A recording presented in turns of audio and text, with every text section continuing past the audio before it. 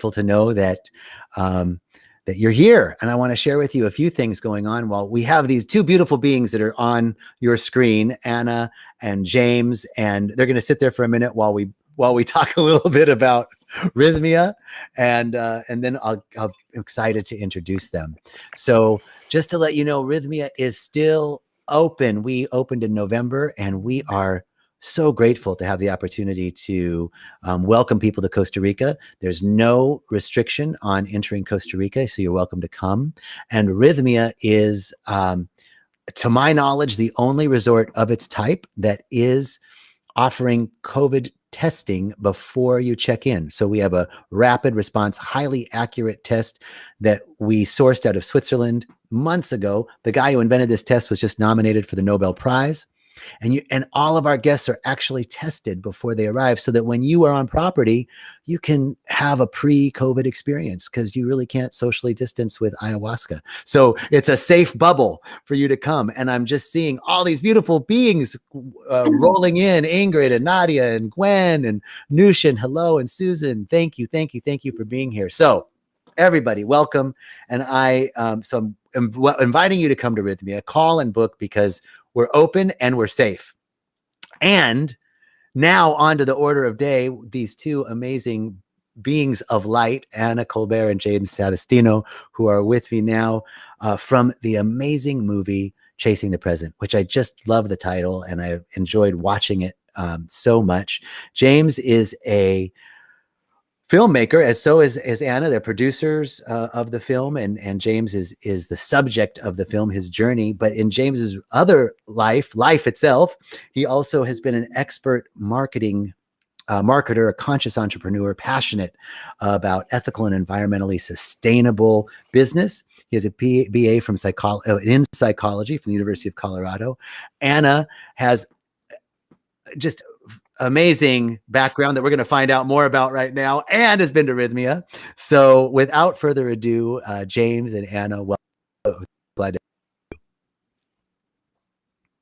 Can you guys hear me? Hello? Yeah, I can hear you. Yeah. Hello. Okay. All right, cool. Welcome, you guys. So thank you so much for being here and sharing with us. Tell us, if people don't know, you can find this movie, Chasing the Present. Where can they find it? So that we're going to be talking about it all day, but tell us where they can find the movie. It's available right now on iTunes, on Vimeo, on Google Play, a lot of other platforms. And in addition to that, we're currently in talks with Netflix and Hulu. And I think in March, it comes out on Gaia as well. March or April. But yeah, we just signed a deal with Gaia as well. So yeah. Great. And if you go to our website, chasingthepresent.com, there's just a link that shows all the platforms that you can click on to find it. And you're going to want to watch this film because it's so engaging. I really enjoyed all of the spiritual teachers that you got to talk to. And the first question that came up for me is, how did you convince all these amazing people to take time and speak with you? Like, you had some big names and people really interested in the expansion of consciousness. So how did you work that out, man? Well, that was not a man, that was a woman. And I'll let Anna explain how she did that.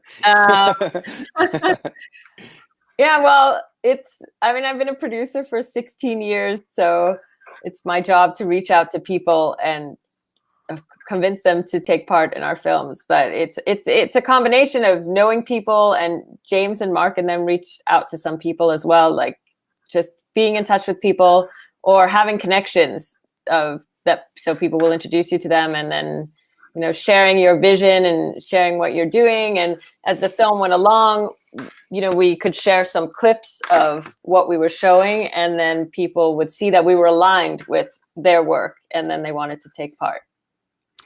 I mean, so just to name a few: Rupert Spira, Russell Brand, Graham Hancock, Prema Baba. Who name some more? I'm trying to recall from memory. Sharon Salzberg, Alex Gray, Joseph Goldstein. Yeah, really great. Yeah, great conversation. So how did you how did you feel having these conversations with these like towering intellects that you clearly were enamored with before you got to meet them in person? Yeah, I mean, I just feel very grateful to be able to have the opportunity to sit down and talk with them. We sat down together as a team and just talked about all the people that inspired us, and reached out to as many of them as we could. And like Anna said, the ones who resonated with what we were doing decided to talk to us, and the ones who didn't get back to us, or they were busy, or people's schedules didn't work. And yeah, but it was really cool. Of course, it's really strange sometimes as well. Like I didn't meet Russell Brand prior to this interview. We met like 5 minutes or something before we started talking. So imagine it's like, okay, we're in England, some weird hotel like room, and we have lights and all these people around getting everything set up, and then like, okay, James, sit there in the chair, and then okay, all of a sudden Russell Brand sits down in front of you, and they're like, okay, tell him about your life. You have an hour and a half. Let's go. And you're just like, okay, here we go. So it was a lot of that, of just sharing with these people for the first time, really deep and intimate stuff on camera. But overall, it was fun, and everybody that we talked to was actually incredible. Like there isn't one person that's in the film that I really didn't enjoy the conversation with. Everybody was great and open and honest and present. I think the level of presence that all of the people that we spoke to brought to the film was just amazing. And that was actually the thing that it really blew me away the most. Was just this level of presence during our conversations. And Anna, were you there for those conversations as well, or were you kind of not able to be there physically? Or no, I was there for most of them, and it's there's always a few more people in the room than just the people you see on screen, and it's such a privilege to be able to listen and to hear all these amazing people. It's like the best part of what I do. I've been thinking about this this irony of self-improvement, right? This idea that ultimately and fundamentally we're perfect, whole, and complete. That which we are seeking has always been here, and it's shedding this belief that we're less than or not sufficient in as we are. But the idea of searching for that is always predicated on the fact that I'm not enough, or there's something missing that I'm looking for, and the truth is always that that which we are seeking is seeking us. It's right here within us. Out of this process of the film and making this film and going on this personal search, what insights do you have around that ironic twist that self-help by definition, self-improvement, seeking to expand our consciousness is inherently reaffirming the very thing that we're looking to escape from? Does that make sense? It does. You want to go, Anna, or do you want me to? Yeah, I can go a bit. Well, I think I would look at it more as that I was seeking happiness, and really I was seeking contentment, and that's what I feel. Everything I'm doing is all these self-improvement. Yeah, maybe it makes me a more efficient person, or it improves my life mostly in how I feel internally. And I get happier and more grateful every year that I continue on this journey. And I wish I could sit here and say, I'm done, I'm totally content. But I feel if I reach that place of just complete contentment and peace, then I will no longer be looking to improve myself. That's how I see it. Nice. Beautiful. What would you say, like this idea, like some of the big ideas that were brought up in the film, this deconstruction of self and the ego, right? This idea, Rupert Spira was talking about that we get lost in the objective experience, right? And this idea of that you just mentioned, of finding contentment and happiness, is always the activity of returning to subject, not and moving off of object, right? Moving off of the objective experience and coming back to the subjective experience, to being present to that which is so. and inherent in that is this idea that the ego is kind of screwing everything up. So what new relationship, James, do you have with ego and this idea of subject and object and your sense of wholeness? I guess the other piece of that question about seeking that which we already inherently are is that, how do you feel at the end of this project? Because we know it's not a one and done, right? We're not like fixed now. There's always more to go. So kind of two sides to that question is your relationship with your ego after this process, and where are you at along that continuum of the expansion of consciousness? That's a good question. Guess you guys don't like to start, you don't like to walk us into it. You're just full blown like. Okay, sorry, man. I was really excited to talk to you. These are like the grand finale question or something, but it's good. We like it. No, I think for me, what I was seeking was freedom from suffering, in a sense. I struggled with anxiety my whole life, from the age of 15 till, I'm 36 right now. So from 15 to 33, I was having panic attacks on a monthly basis, and what I was seeking was freedom from that. Mm-hmm. And of course we always hear these cliches, of what we're seeking is there, and it's, people go on these journeys around the world and then they find what they were looking for at home, ultimately, or that they already had it inside of them. But that didn't resonate for me so much in the moment during the journey, because I was having panic attacks. I got to the point where I couldn't drive a car on the highway without completely freaking out after 5 minutes and needing to pull over. So if I am that which I am seeking, why the hell am I having this panic attack and I can't drive a car? Right. So there's some level of disconnection in that. And there's some kind of journey that I needed to experience in my life to be able to realize that, and to be able, and to, we talk about illusions and this and that. I mean, there's so many different ways to approach the topic, but in the end of the day, for me, I did this journey, I did this work with the intention of trying to just not suffer anymore. And I think this idea, the second part of the question of what you brought up, of the difference between our subjective experience and the objective experience, I was definitely one of those people, and still it happens from time to time, where myself and so many of us are looking for happiness on the outside. Mm-hmm. We have these eyes and we just see this thing everywhere we look. We see these things and we're looking for things to make us happy.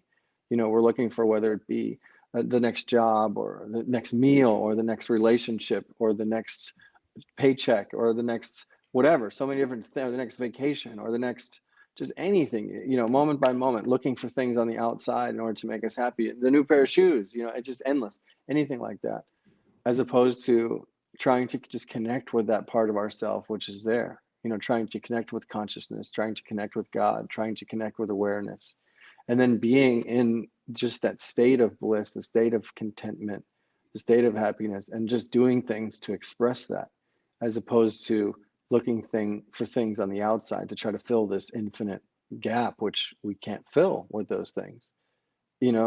So it's like, in terms of where I'm at now, I understand that, I realize that. And so of course I get caught up in it. Instagram does a damn good job now marketing, because I just see whenever I'm on Instagram, the ads just keep getting better and better, and I'm just like, man, like it's getting harder and harder to not click on these ads, right? You guys seen The Social Dilemma? I watched it twice. Yeah. And it's it's true, and they're really working hard to attack us in all fronts. Social media, all these different things are really working hard to grab our attention, to grab our awareness, Mm-hmm. because that's the power. It's no secret. Businesses know our awareness, our attention is power, and everything is after that. So if we can direct that attention and that awareness into ourselves, we're going to gain the power. We're going to gain the happiness. We're going to gain the things that we want. If we direct it 24 hours a day into Instagram, Instagram is going to benefit from that. Whatever we direct that attention and awareness to is what's going to benefit the most. The question that kind of popped up into my mind while you were talking is, how do you define, the search? Anna said it, you said it. I want to be happy. I want to be content. How would you define what is happiness for you? What is contentness? Maybe what did you think it was before this journey, and now what do you think it is now, or what is it for you now? To either of you. For me, I'll go for it, I guess. For me, beforehand, I grew up in the States, and I think for me, happiness was like this idea of an American dream. I was taught that I needed to have a certain amount of money, I needed to have a certain house and a family, and all these different things. Like if you were a little kid and they asked you to draw a picture of what would be happy, I don't think any of us would have drawn like a naked person like laying on top of a tree in the woods. You know what I mean? So of course that I think that's the idea that I was programmed to think was happiness. Where I think now it's more of an inside out approach, feeling free, not having anxiety, for example, waking up and just feeling like feeling like just like content, just okay with what is, and being present, being able to be more in the moment and less distracted and less pulled away from the moment. So for me, my happiness and my level of mental health is really related directly to the quality of my presence. And I know that if I'm, going a week with being really unpresent and being really a lot in my phone and totally distracted from my true self, my happiness level is going to be down. Where if I'm really spending that week really connected to myself and really honoring that space, my happiness level is going to feel significantly higher, you know? Mm-hmm. And Anna, Anna, I think it's the same for you, right? It's like when you go to Topanga and you're in your cabin writing and stuff like that and alone and just connected, you feel better, right? Yeah, I do. The less I'm on my phone, the better I feel. But I did not realize that my happiness was 100% based on my perception. Like I didn't realize I had that power. I just didn't realize I was creating my anxiety and my self-hatred, and nothing is ever good enough. And so before, like James, like I think most of us are trained, I just kept thinking like, I will be happier when,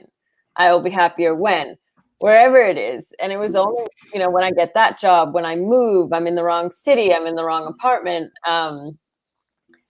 And so I'm always, I didn't realize I was doing that. So now I just notice it all the time. If I'm like, oh, I don't like it, I wish I were somewhere else. And it's like, you can keep, and I moved a lot. I like moving, and you can keep doing that. But you're always left with yourself. So now I just try to, if I notice that I'm having negative thoughts, I try to give myself a better feeling story that makes me happier, because what's happening around me, I can't really affect it and I can't change it. All I can change is how I feel about it and how I react to it. So this is really interesting because,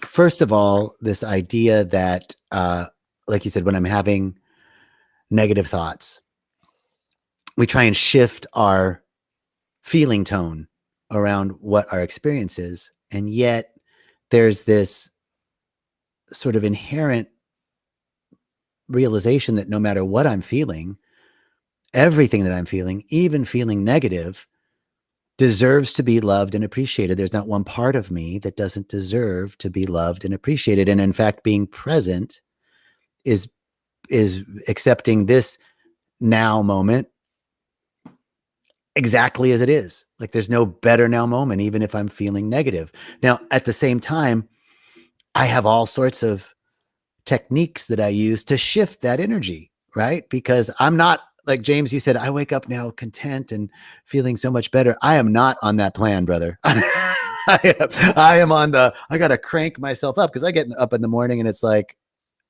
just negative. And I have my practice, my breath work and relaxation and moving into meditation. And I have this whole thing that I do to like start myself in the morning. So how do you relate to those two things, that like how we're feeling, exactly how we're feeling is exactly the right thing to be feeling right now. There's no better moment than now. Everything deserves to be loved and appreciated. And these techniques and tools that we can use to shift our awareness. How does that jive with this idea of being present?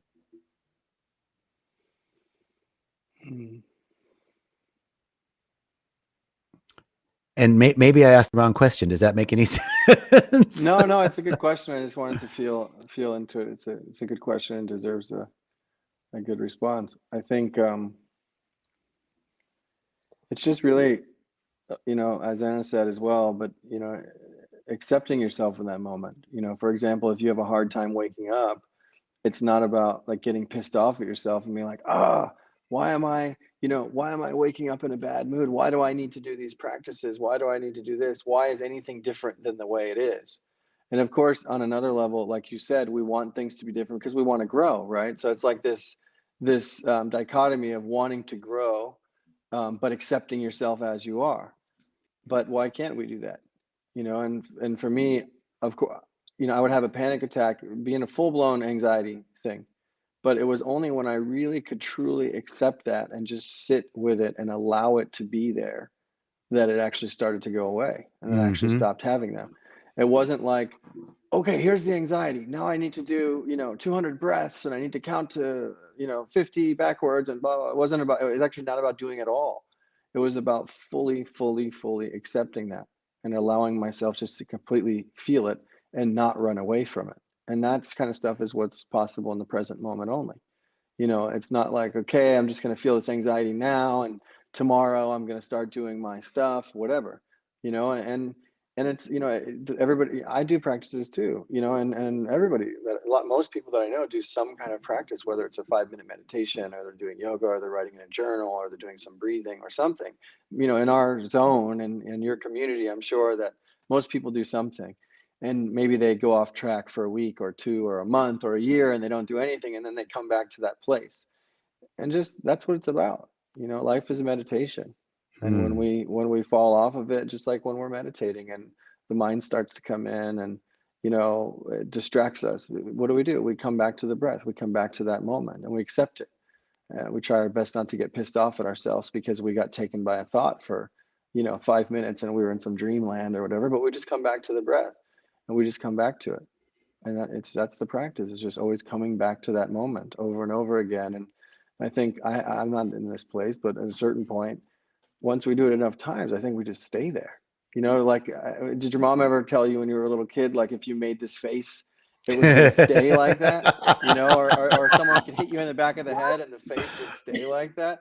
I think it's like that. If we do that enough times, eventually we're just going to be there, and be in that state. And I felt like I experienced that certain times in my life, and I felt like I've definitely been around people who experience that more often. So I don't know if that even came close to answering your question or anything. Just sharing what came up for me. It was a beautiful response, and the anxiety you felt for so many years was not only addressed through meditation and awareness, but also through some plant medicine. Or I feel like that's a big part of your journey as well. Will you share? First of all, are you completely free from any anxiety attacks now? Yeah, personally, I haven't had a panic attack in 2 or 3 years, but sometimes I feel anxious. Sometimes I feel it coming up a little bit, especially now. Most of my businesses are closed down except for one. And it's a tough time in the world to be a business person, to be, it's just tough for everybody. And it's crazy, unless you're Jeff Bezos, you're having a hard time right now, and I'm sure he's probably having a hard time too. But it's tough. So I feel it for sure. It's just my response to it is different, and how I feel it. But I want to hear about, since you brought up the plant medicine stuff, I want to hear, I'll happily share my experience too, but I love to hear Anna's because I haven't really heard that much of it since she's been out to see you guys last month. Yes, Anna's experience at Rhythmia. I'd love to hear that too. Well, I'm completely transformed. Of course, everything is different. Well, wait. I want to stop you there. I mean, I so appreciate that accolade, but there's always more to go, right? So like, did you really mean like I'm completely transformed, everything's different, or tell me a little bit more about that? Cause I want to hear that from you. I want to talk about that point too, but I want to hear Erin's response, but what you said was interesting.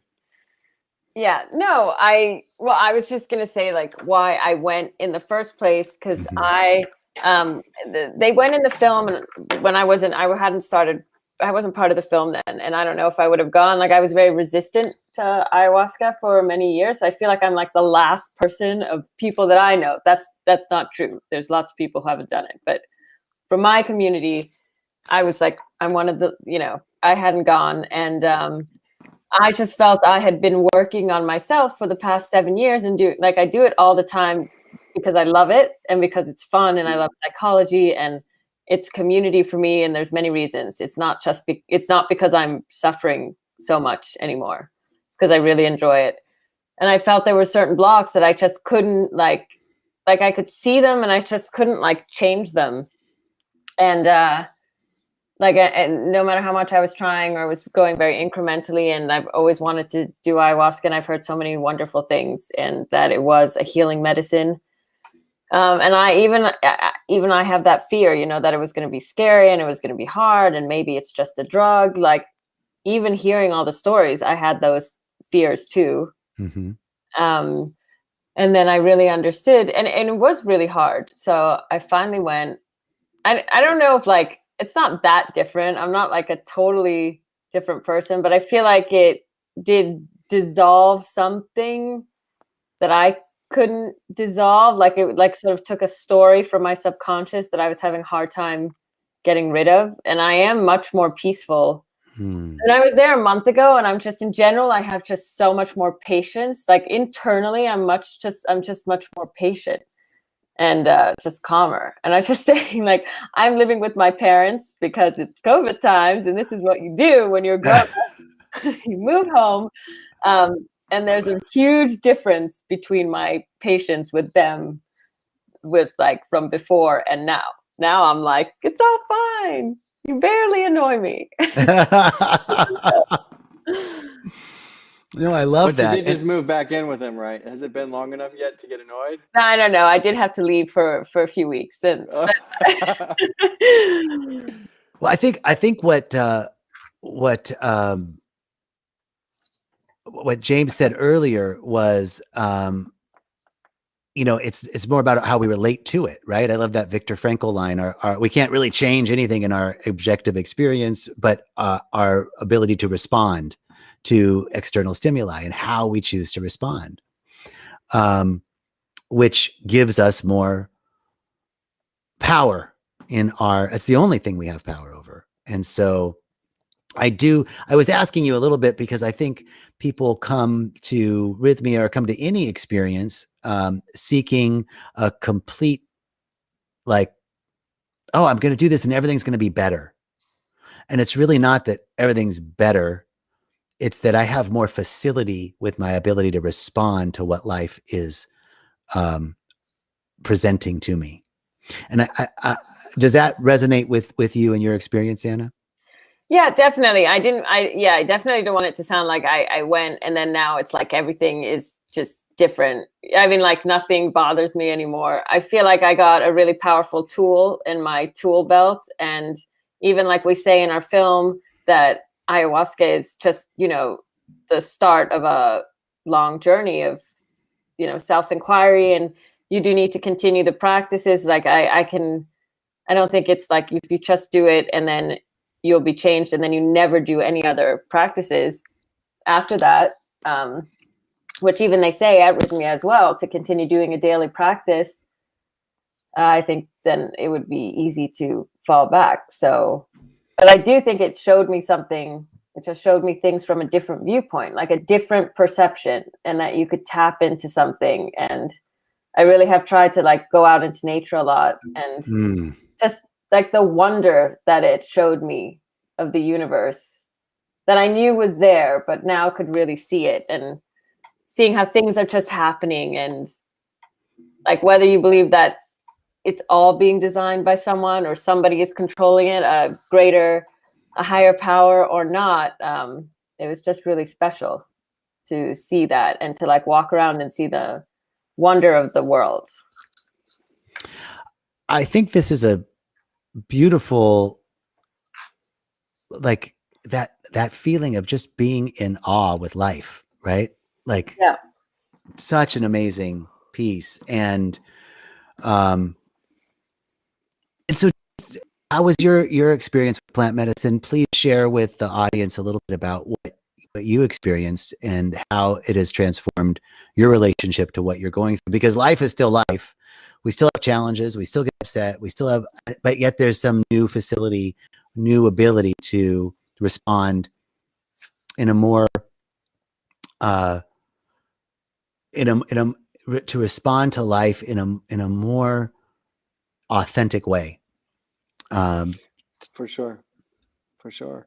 I think for me, yeah, definitely ayahuasca was a medicine for sure. You know, like I said, I was suffering for a long time, struggling with anxiety, doing lots of different practices and spiritual teachings and traveling around trying to understand the answer. And I think ayahuasca did definitely play a massive role in my healing process for sure. And as Anna and you both said, and Matthew, who's, you know, the founder of the place where I did my sessions, my ceremonies, you know, it's not a magic pill from the Matrix that we're just going to take and Right. automatically all of our problems are just going to be gone. You know, for me, it was more this, it was more a big step along the way, you know, and I think for me, it was very hard. For me, it was super challenging. I'm not going to get into visuals and all that kind of stuff because I actually don't know how important that is, but it was very challenging. You know, I did it 5 times and 3.5 of the nights were like the hardest nights of my life.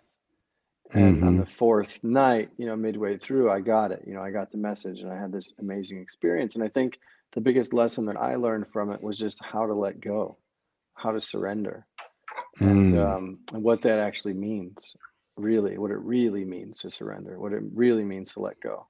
And that lesson for me was just massive because I was able to surrender to my anxiety and to let go of the anxiety. And by getting to that place, you know, that really deep place of just accepting what is and just completely surrendering to it and completely letting go to it, realizing that, you know, I'm not actually in control of this. And I think it's so interesting the time we're living right now with Corona and these lockdowns and, you know, all the other just, you know, film script stuff that we're going through right now as an entire world. I felt like you know, COVID is like an ayahuasca for the planet. You know, at the beginning of this thing, we all had all these plans and these flights and this and that and blah, blah, blah, jobs and everything. And all of a sudden, bam, stay home. You can't do anything. Everything's potentially going to change. Everything's potentially going to be different. And we had no choice but to really accept what's happening in the moment. You know, of course we can protest, we can do our things, but in the end, we have to accept what's happening. And you know, I just got over a month long plus 1.5 month COVID battle, you know, and it was on and off fevers and this and that for a month, no energy still, like on and off because we've been trying to connect and I've just been like a zombie. But it's been, and that's not how I normally am, you know, and it's been tough, but learning to just accept that, just like, okay, I have days, of course, where I wake up like, you know, I woke up one day like pissed off at China. You know what I mean? And I was like, what's going on? Like, why is nobody mad at China? Like, how is this happening? Why is nobody There's a good questioning number that? of Right? people mad at China. Well, yeah, I was like, you know, but I realized, like, wait a second, am I like, what am I gonna do here? I'm like mad at China, like what's, you know, and I let go of that quick or whatever. And some days it's like, oh, okay, I have no energy, and for some reason it is like this, and I'm gonna just lay in bed and just accept the fact that I'm not feeling well and just feel what needs to be felt because obviously there's something here that's keeping me down that's telling me to feel something. So for me, going through COVID and just watching the world experience COVID really reminded me of an ayahuasca session. I think it's a huge opportunity for all of us, you know, to really look inwards and really learn how to surrender and to let go and to accept and to be at peace with challenges. And yeah, so in a very tiny nutshell, that's kind of the lessons. And for me, I didn't get over it quickly. You know, it took me about a year to a year and a half to really start to feel like 100%. I was like very hypersensitive for like a year after I did ayahuasca. Hmm. Like I was very sensitive to everything, and sometimes it was really hard for me actually. And I had some integration sessions with a therapist and all kinds of things to really try to understand what was happening in my life and to accept it and to surrender to it and end up being a really beautiful transformation. But it was a journey. It was a long journey, and sometimes it was difficult. But it's something that I think it's worth it. You know, I think it was a beautiful thing, and I would love to come out and see what you guys are doing out there at Rhythmia. I would have probably come out when Anna was there, but I was like at the beginning of COVID Yeah. feelings, and I was just like, oh, I got, so would have been a good time. Maybe you wouldn't even let me in anyway if I would have tested positive. Then who knows? Yeah. Well, I'm glad that you're through it, and we'd love to have you out. And I'm noticing. First of all, I want to just acknowledge there was a crazy, I don't know what post from somebody. I blocked the guy, and I don't quite know how to delete the the guy from the chat. So thank you, Oh, wait, everybody. you don't know a spellcaster? This is like, this is old stuff, no? So To bring back my ex-lover. I just wanted to acknowledge I saw it. I don't know how to get rid of it. I'll have to research how to do that. Just the second thing is John Sway. Hi, John. Thank you. And Gwen, they're both commenting about this sensitivity that you're speaking of. And I want to share with you a vision that I had recently outside of ceremony. It was in meditation. But I saw all of I'm not a weekly, like a lot of people are weekly, especially when you're in the medicine and you're working as a plant doctor or shaman or curadero, whatever you want to call it. The people are really doing the medicine a lot. And I'm not that. I really do the medicine when I feel called, and I consider it to be a profound tool in my spiritual gig bag. So in meditation, I saw this image of each of the ceremonies that I'd done, right? Like probably 50. They were all like these headwaters of a river, each one.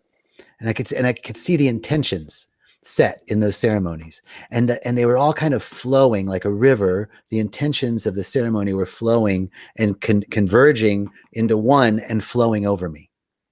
And I just got this sense that even though we might not be as sensitive as time goes on to that intention we set in a ceremony a year ago or 2 years ago, but that it's still active, it's still working in consciousness on us. And I said, kind of just sharing with both you and Anna and what John and Gwen were talking about, that there's this sensitivity that the ceremony is one part, but that there's a lot that happens after.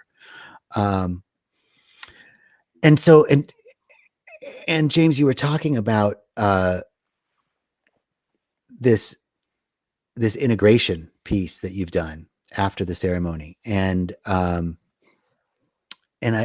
would love to hear more about how, for both of you, this connectivity and sensitivity is unfolding, and how you're working with it. Like, what are your practices around it? How are you working with the post-ceremony integration? Well, I can say what I'm doing post ceremony. What I found was I live in LA, so I go hiking in the hills and I listen to my Rhythmia playlist that someone put together who was there with me, and he put all the songs that we listened to in ceremony and everything. So that just walking up in the hills of LA, listening to that is keeping me just very plugged in and very present.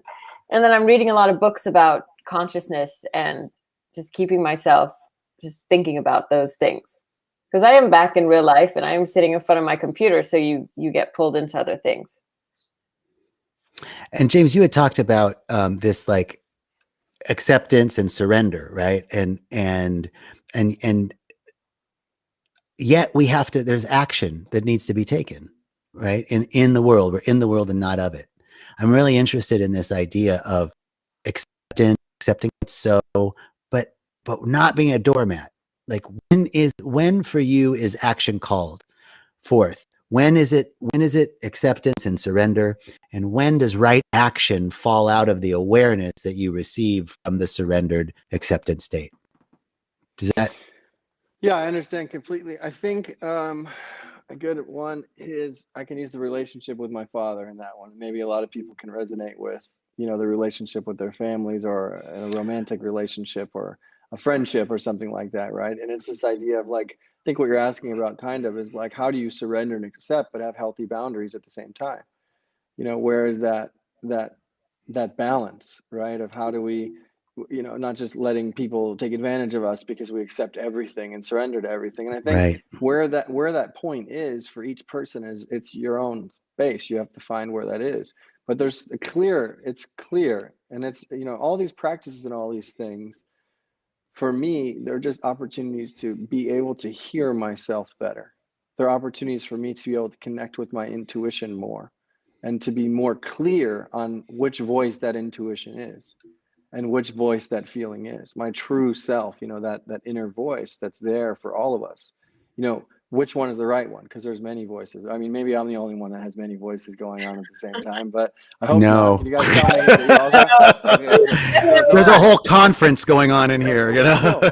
So there's one of those that's probably like the one that's right more often, you know. And how do we get to the place where we can connect with that one more often, where we know, like, oh, that's the one I need to listen to.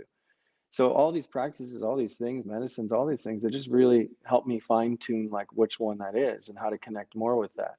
So if I use the relationship with my father, for example, he's like a professional boundary crosser. You know, like that's what he like trained to do his whole life, is like, how do I cross my son's boundaries, you know? Those were some profound, I have to say, those were some of the really most profound, engaging for me. Like watching your interaction with your dad in the film was really amazing and profound. Yeah. So yes, please.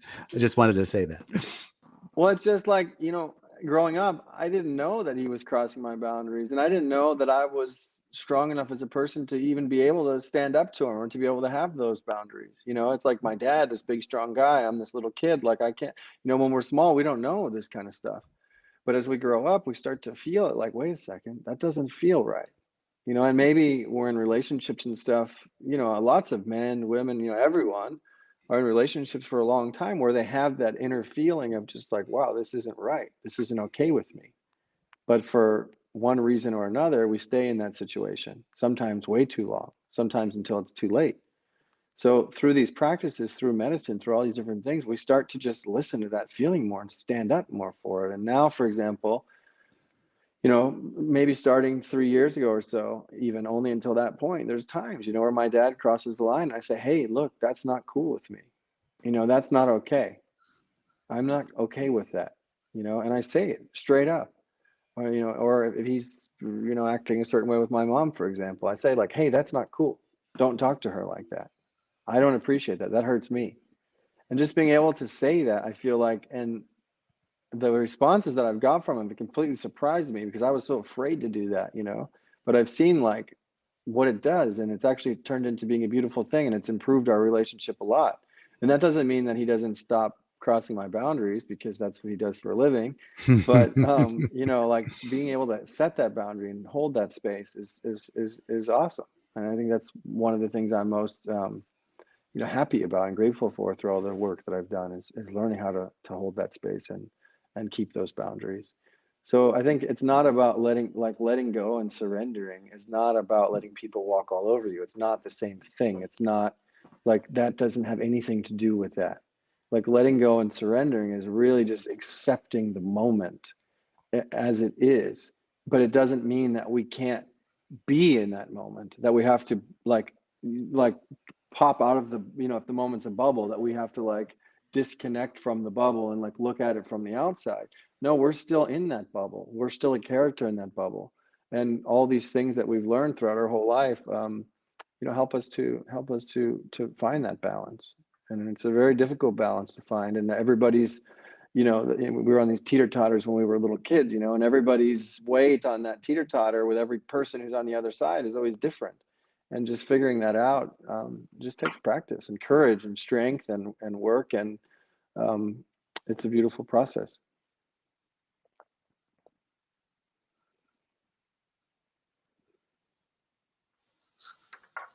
JJ, I a think second. You go, Anna. How do you, yeah, just what do you think about that, and how do you feel about it in your own life? well, I got so wrapped up in your answer. What was the exact question? How do you? We lost him, but he'll come back. Okay. How do you find that balance? You know, learning how to surrender to the moment, but still like not letting yourself be a doormat, basically. Yeah, well, I'm learning the same thing as you, to just speak up for myself and to vocalize what's okay and what's not okay. But for sure, my old method of like snapping at my family members, that doesn't get me anywhere. And like or being passive aggressive, or ways in which I just didn't know how to communicate. I didn't have anyone teach me how to communicate. And, just like yelling at someone is different than just sharing, like what you said, like that wasn't okay with me, or you hurt my feelings, or and just looking at it from your side rather than being attacking. Yeah, exactly. And you want to share a little bit more about your time at Rhythmia, because I want to hear more. I'm sure everybody else does too. Yeah, well, it was crazy and wonderful and very helpful. And one of the things I thought for me was the greatest, especially at Rhythmia, because you have class, so they really prep you. And I was so freaked out before I went, and you just hear all the time, like, trust the medicine, trust the medicine, trust the medicine. And so it's not even as much as surrendering. It was just like, I heard so many stories of like, if you have a bad experience, or like things were happening for a reason to make you feel something, and that it was good. And then you might not know it at the time, but you'd know it after. So, the whole week I was there, I just kept not having the experience. Like, it's not how I wanted. And I was like depressed, and it was hard. And, they kept saying like, trust the medicine. And then it, in the end, I saw the reasons why everything was happening, but I brought that into my life now. So there's still things happening that I don't like. I still don't get everything that I want, but I'm trying to just like trust the universe that whatever it's doing to me for a reason. And that was one of the biggest gifts I got from doing ayahuasca and really seeing that. Okay, can you guys hear me? Yes. Now you're back. Okay. Back. Thanks. So you guys were on the air. I was off. Was that what was going on? Yeah. Yeah, we kept it rolling. I'm so glad. Awesome. Oh, I love that. Thank you, Spirit. That's perfect. I was like, oh no, I don't know what happened. My computer froze and all of a sudden it shut down. I got this weird screen and so I'm so grateful you guys continued. Amazing. Thank you. And okay, so gee, what do you guys want to talk about? Where are we at in the conversation? What did I miss? We finished up with you were talking about, and then Anna just showed more about her Rhythmia experience. Beautiful. What exactly I don't know so much, but maybe do you want to say a little bit about Rhythmia? I'd love to hear more. Absolutely. Well, Rhythmia is a medically licensed ayahuasca retreat center. It's called Rhythmia Life Advancement Center, and we have a very specific process, right? So you can do ayahuasca anywhere, but there's a very specific configuration of ancient traditions and modern techniques. Because we are licensed by the Costa Rican Ministry of Health, we have a full clinic on property, MDs, psychologists, PhDs, as well as our shamanic staff who are trained in the Shipibo tradition under Taita Juanito, Shando, and Mitra Polti, who are of this Colombian tradition, right, of the Amazon basin. So it's that combination of ancient technique, ancient practice, ancient tradition, and modern technique. And so that includes colonics and mud baths and breath work and meditation and yoga and plant medicine and metaphysical classes and, guest teachers like Graham Hancock and Bruce Lipton and Michael Bernard Beckwith and Anita Morjani and John Gray and this whole bevy of, Greg Braden and Russell Panache Desai all come. So there's this combination of modalities, of healing modalities, combined with the plant medicine that elicit a very specific result. And as Anna knows, when people come, we have 3 group intentions. And those 3 group intentions are that you see who you've become, merge with your soul, and heal your heart. And really briefly, the idea of seeing who you've become, James, is really what your journey has been. It's like at some point in life, all of us experience a trauma that separates us from ourselves, from our sense of wholeness. And that could be as minimal or benign as I didn't get held on time, or I didn't get fed when I wanted to, or it could be as traumatic as physical, mental abuse, or anything on that spectrum. Whoever we were at the moment as a child, ages 0 through 6, we say, who I was being at that time isn't enough. It's not enough to get my needs met. If I was enough, I wouldn't have been abused. If I was enough, I would have gotten this, I would have been held, I would have been fed. And we separate from ourselves. And so, like your story, James, might be like, and so I had to become the successful entrepreneur. First, I had to become the drug addict. Then I had to become the entrepreneur. Who do I need to be to get my needs met? This search for happiness. And it's a fundamental keystone lie that eventually leads us to a counterfeit or bankrupt currency. So the first thing the medicine does is show you who you've become as a result of that split. And the act of seeing who you've become is the act of merging with your soul. The act of seeing that why you think you're separate and what you think you need to get your needs met is the act of returning to a state of wholeness. And we say that plant medicine done wrong will answer every question. Why am I this way? Why should I, should I be with this person? Is this the right job? But plant medicine done right eliminates the questions, because from a state of wholeness, I know what resonates with me. So then the first step is see who I've become. The second intention is to merge me with my soul, return me to a state of wholeness that inherently I always already was. And the third piece is to heal my heart, to forgive the unforgivable. And so these three intentions constitute for us a miracle. And we say that arrhythmia is about awakening to miracles, and that and we do keep some data. We're a pretty data-driven company. And at the end of your stay, we give you a survey that says, how were the colonics? How was the food? Did you like the rooms? And did you get your miracle? And at the end of the stay, 95.86% of our guests say, yes, I got that miracle. But more impressive is 6 months later, we send out another survey. Because we've all been to a retreat and 3 days later been like, I felt so great when I left, but I don't feel, did I go? Did I really get that? 6 months later, we send out another survey, and 97.55% of our guests say that not only is that miracle still active in their lives, but that was the week that changed their life. So I'll put a period on it there, but that tells you a little bit about rhythmia and about what we're up to in life. Amazing. Thanks for sharing. It sounds super cool. I'm definitely going to come check you guys out. Let's talk about that. We'll connect once again off air and see how we can work together to bring that to pass, because we'd love to have you. As I said before we got on air, the time always flies, even if I'm not here, even if I'm not on with you guys. And I want to thank you for being such good stewards of Rise Up while I was flying off. And I do want to ask you one last question before we go, because the time has flown, but I always like to ask this question.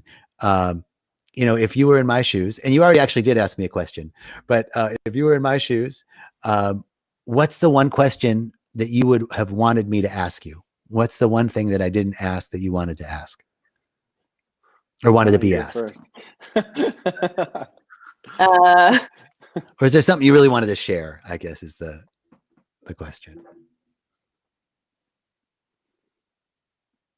And if not, here's another, or yeah, you have something, James? Yeah, not that I want to be asked. I just think it's a really difficult time right now, on the earth. It's a really difficult time on this planet. And I know that it's not talked about as much, but the rates of depression, the rates of anxiety, the rates of suicide, the rates of just mental health disorders, or the things that people are struggling with, are at all-time highs right now. And I think there's so many resources out there. And if you're suffering, I think it's really worth it to try to figure out how to end that suffering. From my experience with other people and with myself, the more that we're suffering, and the deeper the suffering is, the more incredible it is once you heal from it, and the more beautiful it can be. So I really just think, if anybody's going through a really hard time, to reach out, like places like you guys, or so many different sources on the web, and resources for people. Feel free to reach out to us on social media or on our website or whatever. We have a lot of great resources, and I'm also happy to talk to anybody. And yeah, I just think, if you're struggling, there's definitely a chance to heal from that. And it's worth looking for. It's worth living. You know, it's worth trying to figure out how to overcome that suffering. So yeah, that's all I would say, really. Beautifully said. Um, and just, you know, it's a lawful response. You responded speaking principle, James, because you said, you know, as deep and profound as your sorrow or suffering is as equally profound as your healing and bliss will be. And that is an esoteric law of rhythm, right? For everything, there is, for every swing of the pendulum to one way, just as far as the pendulum swings one way, it's going to swing the other way. And so that's beautifully said. Thank you for sharing that. And of course, we're all here, either on social media, or reaching out directly through email to any of us. We really clearly are individuals that feel called to be of service in the world, and being of service is being present to what's in front of you. So we're here to be of service. Anna, did you have anything you wanted to add?